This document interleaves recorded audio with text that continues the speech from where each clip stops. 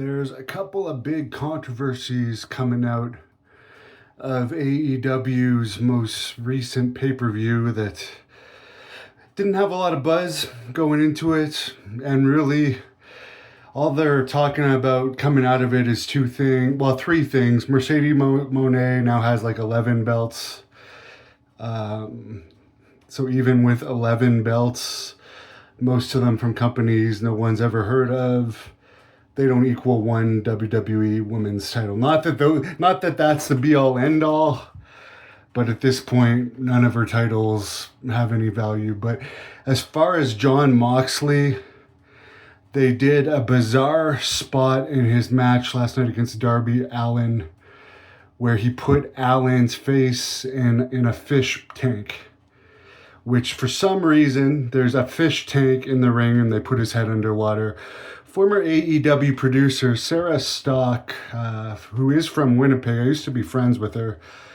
She wrestled heavily in Mexico and has worked behind the scenes for both WWE and AEW.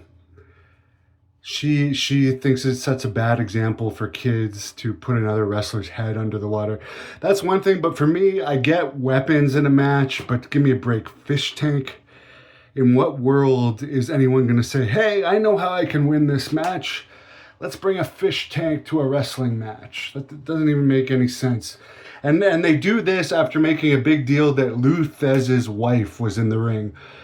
What do you think Lou Thesz would have thought of that, Tony Khan? They've made a big deal this week. Oh, I used to talk to Lou Thesz when I was a teenager online on American Online. Well, do you really think one of the most old school guys in the history of wrestling would approve of this fish tank thing?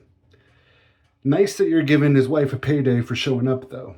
It is nice that he throws paydays around, takes care of people like Jake Roberts, who's made probably more than he has in his whole career in AEW.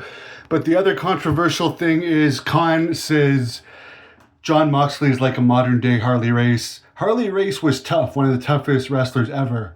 Jon Moxley got his ass kicked in a grappling match against a guy that seems nice enough, but people can watch this thing. It was the furthest thing from impressive you've ever seen, and this is in recent years when he's supposed to be a world champion quality wrestler losing to nobodies in grappling matches.